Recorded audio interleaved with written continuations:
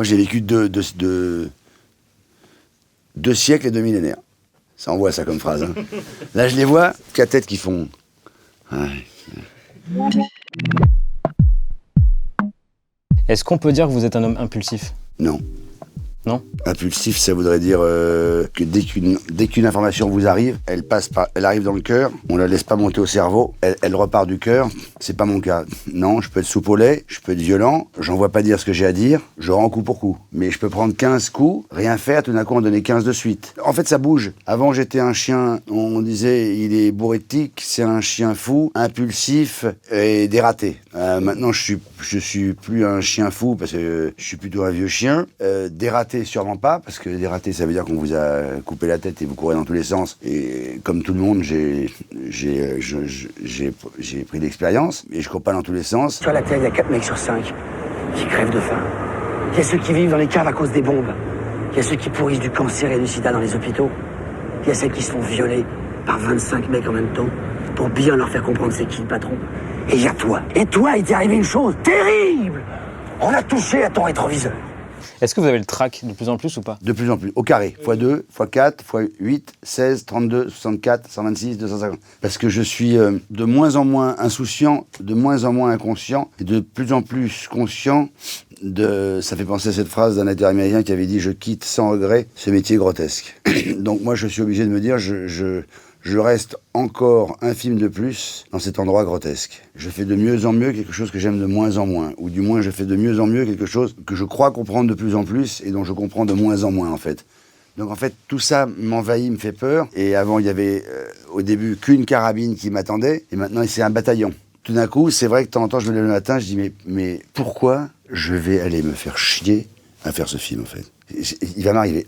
Qu'est-ce que je vais gagner, moi, en fait, dans cette histoire? Et en même temps, si on me dit tu ne le fais plus, je m'écroule. J'essaye d'être en avance sur la phrase de « c'est quand l'amour s'en va qu'on entend le bruit qu'il fait ». J'essaye de ne pas le laisser s'en aller. Parce que je sais que ça va faire du bruit. Mais j'ai de plus en plus peur, oui. Parce qu'on pourrait penser justement qu'un acteur dont on connaît la carrière, il a plus rien à prouver, il peut y avoir un confort, ou il peut y avoir justement plus cette idée de pression derrière. Ben non, c'est comme en sport.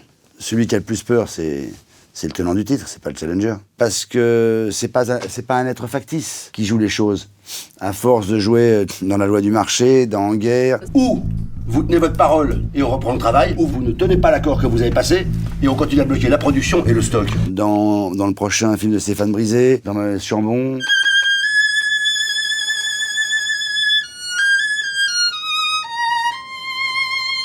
Dans Welcome, dans Pater, j'y laisse quelque chose de moi. Il n'y a pas d'avantage sans inconvénient, il n'y a pas d'inconvénient sans avantage. Si j'incarne au maximum et le mieux possible et qu'on dit c'est incroyable ce que c'est incarné, j'ai forcément été chercher chez un humain pour faire ça. Et la personne avec qui je passe le plus de temps, que je connais le mieux, c'est moi. Et en même temps, c'est que je connais le moins puisque je ne connais pas mes secrets. Je me souviens d'un copain un jour au téléphone qui m'avait dit « Fais attention à toi, Vincent, à la fin d'un coup de fil. » J'ai dit « Mais pourquoi ?» Il me dit « Parce que tu vois, tous ces films que tu as fait à la suite, sois gentil avec toi. Tu donnes beaucoup. T'es syndicaliste, t'es chômeur, tu sauves un enfant de la noyade dans Welcome. T'es Premier ministre dans Pater. Calme. J'ai l'impression que je peux vraiment être Premier ministre. Si je suis bien entouré. Si je choisis des bonnes personnes. Si j'ai la bonté en moi, que j'ai du bon sens. Alors du coup, là, je vais revenir un petit peu en arrière. Vous avez eu un bac C à l'époque. Non, sans peine. Vous avez fait une prépa subdeco? Non, HEC. Ah. Ouais, mais enfin bon, ça revient au même, puisque elle n'a duré qu'un mois. Qu'est-ce qui vous fait dire, en fait, qu'est-ce qui vous fait La vraie vérité? Ouais. Si je réponds comme un poseur, je fais non, mais je me suis aperçu que c'était pas ça mon chemin. Et si je réponds la vraie vérité, j'arrivais pas à suivre. Le premier jour, je suis rentré, j'avais 5 heures de devoir, j'ai mis 11 heures à les faire. Le deuxième jour, j'avais 6 heures de devoir, j'ai mis 3 jours à les faire. J'ai dit, voilà, je suis pas au niveau, j'arrive pas. J'aime pas trop quand quelque chose me montre que je suis nul. Il y a un moment, ça va bien, quoi. Et en plus, c'était pas ça que j'avais envie de faire. Ah, donc vous savez déjà ce que vous vouliez faire? Oui, mais je pouvais plus le faire parce que j'ai pas fait les études pour. Les 2 métiers que j'aurais voulu faire, j'aurais voulu être commissaire de police, mais un grand commissaire de police avec des grosses arrestations et des trucs avec Interpol et tout ça, j'aurais adoré. Mais mon métier, vraiment de prédilection, et que je fais, en fait, je suis un médecin caché, j'aurais voulu être un professeur de médecine. D'abord pour sauver des gens, deuxièmement parce que je pense que j'ai été élevé par quelqu'un qui me disait Quand j'étais petit, on est médecin ou rien. Ouais, ça pose les bases, ça. Et donc ça pose des bases. Et troisièmement, parce que je trouve que c'est très sexy. J'imagine tout de suite votre épouse dans un dîner où on est là, et des copains, et tout d'un coup qui fait « On va y aller, hein ». Je dis, ben non, chérie, attends, 2 secondes. Non, je suis désolé. Allez, on y va, chérie, on y va. Non, parce que demain, il opère un nourrisson à cœur ouvert. Il faut qu'on y aille. Et puis après, j'imagine quand la porte se ferme, que les gens fassent... Putain, professeur Lindon... Faut pas déconner quand même. Puis il y a le côté chef de service. On rentre, bonjour, asseyez-vous. Alors, je vous écoute. Doucement, madame, doucement. D'abord, quand est-ce que ça vous est arrivé pour la première fois? Et pas l'antécédent? Tout ça, ça me rend zinzin avec la blouse, les stabilo-boss, tous les stylos, tous les trucs. J'aurais adoré faire ça. Mais parce que quoi? Parce que cette idée de contrôle... Je sais pas, il y a un truc de... C'est magnifique d'être médecin, d'arriver à la Salpêtrière le matin, de sauver des gens, de sortir du bloc opératoire, d'arracher son truc et faire... L'opération a réussi, monsieur. Ça va aller, voilà. Pardon, je suis désolé, mais il faut lâcher. Puis on part ailleurs. Mais du coup, de pouvoir jouer ces personnes-là, ah bah c'est un rêve. c'est aussi la capacité justement à rattraper un peu vous... Oui, mais enfin on le fait qu'un mois. Mais c'est mon rêve. Tout rôle de médecin, si le scénario est bien, j'y suis. La seule chose qui m'intéresse dans la vie, c'est les gens. La vie, c'est aussi de ne pas être tout le temps avec sa famille, mais aller voir les autres familles, les autres gens. Et quand vous rencontrez justement un Coluche, pour lequel vous faites une tournée de 9 mois... Un mois plus, un an et demi j'ai fait même. 1 an et demi? Ouais. Je branche les micros, je branche les bouses. Donc en fait, c'est 1 an et demi de rêve absolu. Je suis avec un des génies du XXe siècle qui fait mouche à chaque fois et qui dit en 3 phrases, enfin en tout cas moi, tout ce qui représente ma philosophie, dont certaines phrases que j'oublierai jamais, du genre l'intelligence, quoi qu'on en soit pourvu, on croit toujours qu'on en a assez vu que c'est avec ça qu'on juge. C'est l'histoire d'un mec. Vous la connaissez, non? Et donc, c'était la tournée des Rolling Stones. C'était incroyable. C'était l'intelligence, la transgression, les exagérations, la politisation. Tout était mélangé en même temps. Je prenais un nombre d'informations, mais comme un enfant, quoi, qui apprend en même temps à plus porter de couches, à marcher, à manger, les liquides, la nourriture dure, liquide, enfin, tout. C'est 20 ans qui m'ont ouvert. Avant, j'étais stagiaire costume. Je conduisais la camionnette de Gérard Depardieu. Donc moi, en fait, j'arrive à 19 ans et demi sur un plateau. Je me tape d'abord Gérard Depardieu pendant 3 mois, qui arrête pas de m'appeler, qui fait « Non, mais où que t'étais, mon titi? Qu'est-ce qu'elle fait, ma saloperie ?» Clac. Et après Coluche. En quelques mois, vous êtes avec les 2 monstres En 2 ans, je croise les 2 monstres, nouvelle génération. Et ça vous donne pas justement une forme de pression en allant vers le cours Florent? Ah non, mais je vais pas au cours Florent pour être acteur. J'y vais au cours Florent par hasard, parce que c'est l'endroit où il y avait tout le monde, il y avait des filles absolument géniales, et parce que c'est l'endroit, c'est le ramassis des garçons à l'époque qui savaient pas trop bien quoi foutre. Donc ben, je suis à Florent. Donc tant qu'à faire, j'ai passé les scènes. Je peux pas vous le mimer là, parce que je me lève et tout.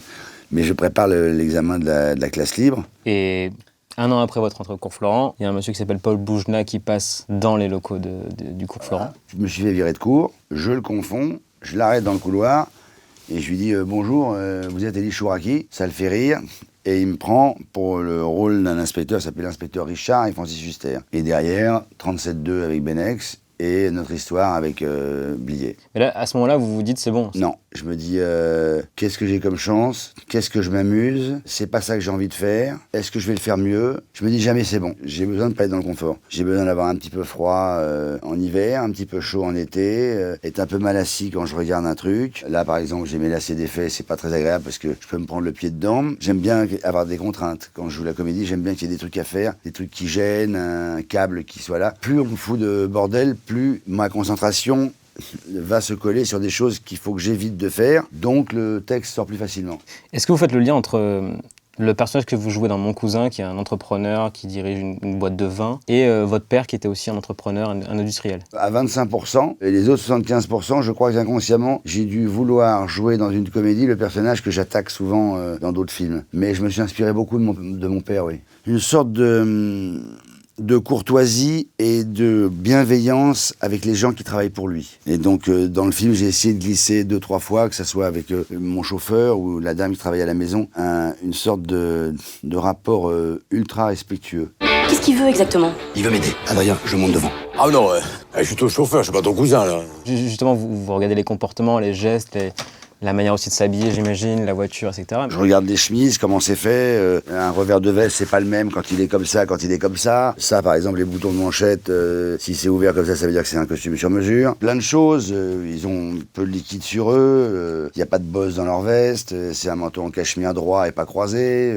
Et même la façon de s'asseoir ou pas? Oui, il y a une façon de se mettre comme ça. Il y a une façon de sortir les lunettes comme ça, de regarder un menu, de faire ça, de faire... tac, c'est toute une gestuelle. Moi, ça me fascine. Je n'aime que ça. Regardez comment les gens bougent. Quand quelqu'un sert une bière, un truc, j'ai remarqué, ils font ça. Et ce petit doigt, il est là. Ils font pas ça. Il y a un truc comme ça. Tac, tac, tac, hop. Je sais pas, c'est des trucs qui m'amusent. Quand on mange, il y a les bourgeois mangent normalement. Celui qui vient un peu d'un truc mange un peu comme ça. Et puis j'aime bien celui qui avec le couteau et la fourchette fait. Et puis il est arrivé, le mec il arrive, il se met là, avec les couteaux qui vont dans tous les sens. C'est ça qui m'amuse. Et dans cette idée aussi, par exemple, si vous devenez maçon pour un rôle ou chauffeur, vous devez forcément savoir un tout petit peu, vous dites dans des interviews, c'est 70% du travail, c'est de savoir un peu ce qu'ils font. Ah ben c'est pas que c'est important, c'est que je pense que on trouve les acteurs et les actrices et ceux qu'on aime et ceux qui nous plaisent, c'est parce que dans un film, ils font bien leur métier. Quelqu'un qui dans les 5 premières minutes, on le voit faire son métier, il le fait bien, c'est emballé, c'est pesé.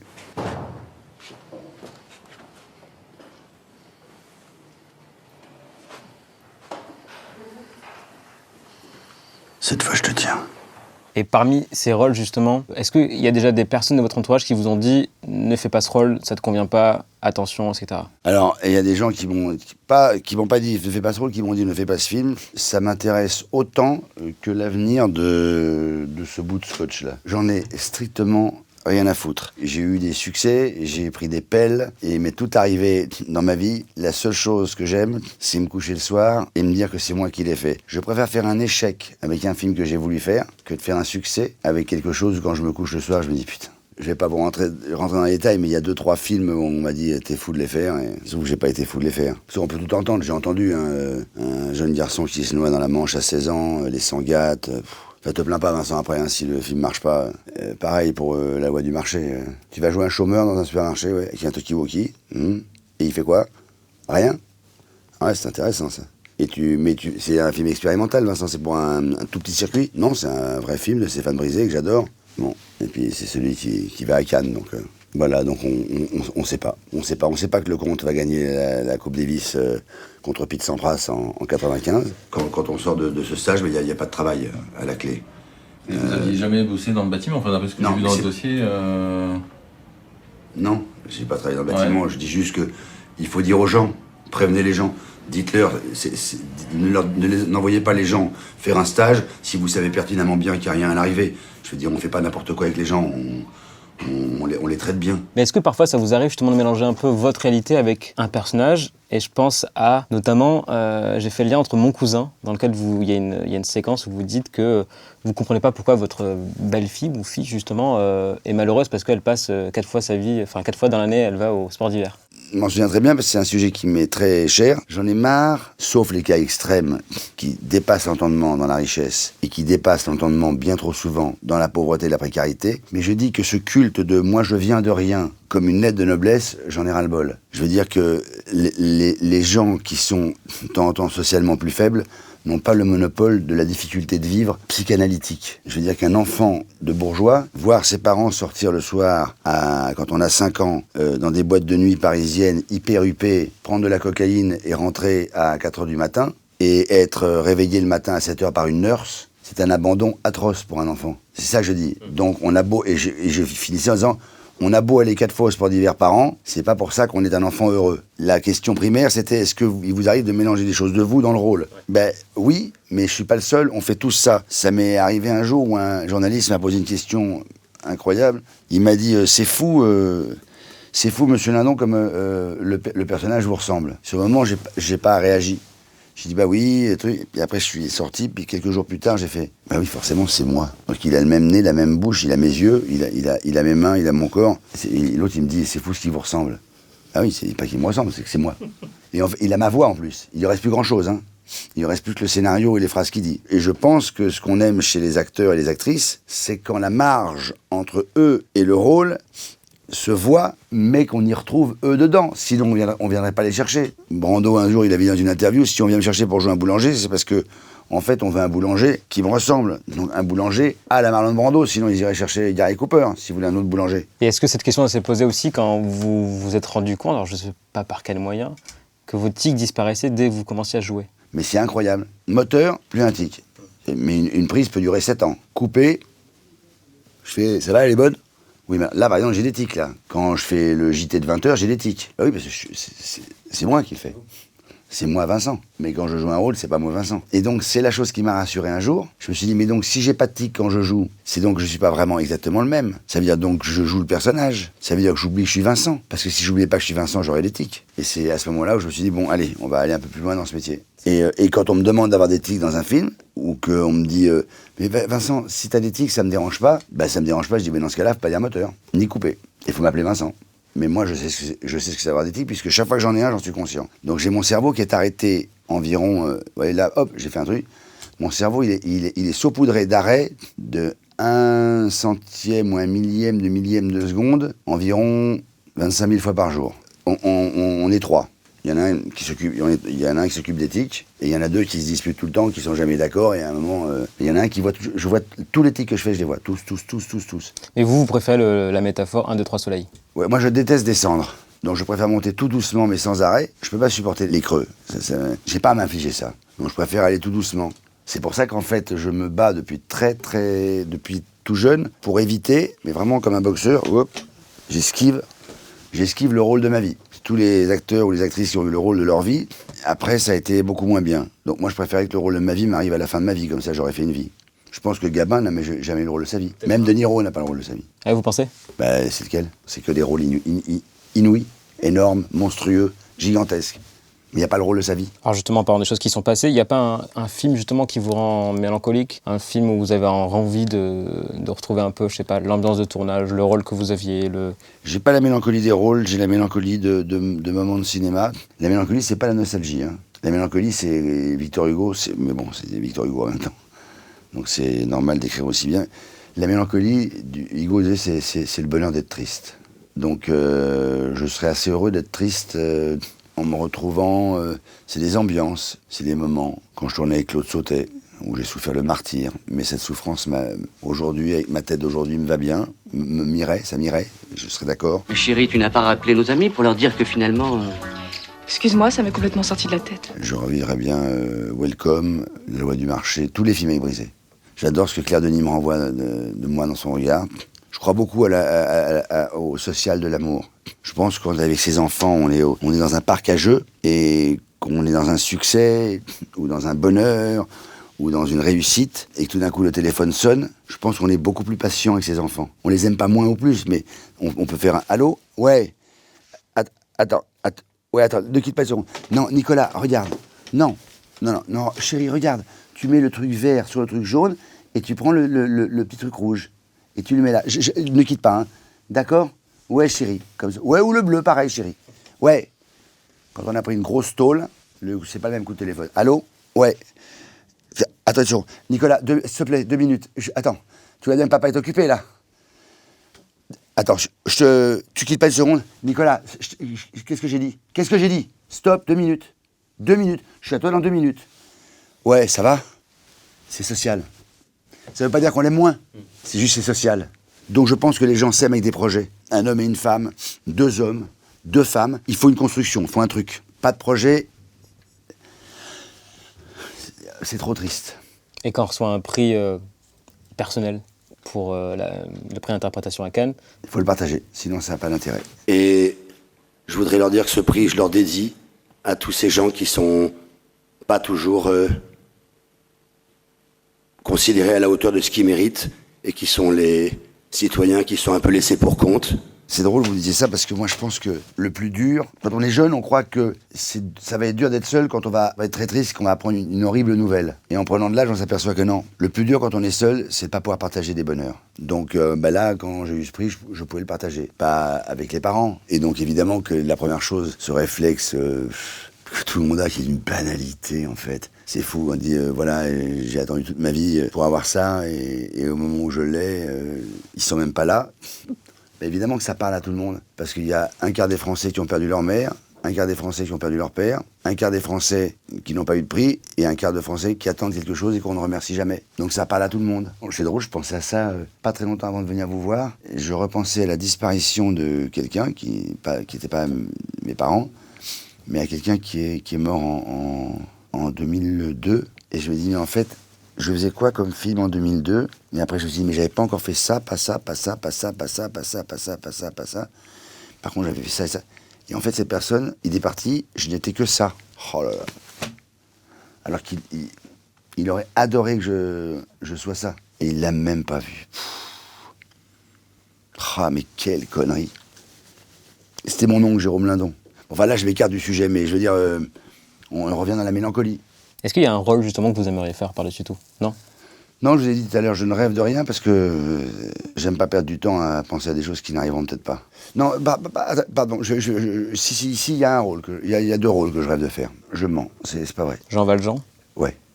Ouais, je voudrais jouer Jean Valjean et je voudrais jouer le Comte de Monte Cristo. Ils m'ont cherché 2 choses que j'ai dans le ventre, très profondément. L'une, un côté justicier qui prend des proportions maintenant débordantes, donc c'est Valjean. Et un autre truc que je trouve, qui est une chose qu'on a tous, qui est un fantasme absolu, qui est même la chose la plus cinématographique qui existe au monde, c'est la vengeance. Et Edmond Dantès, le Comte de Monte Cristo.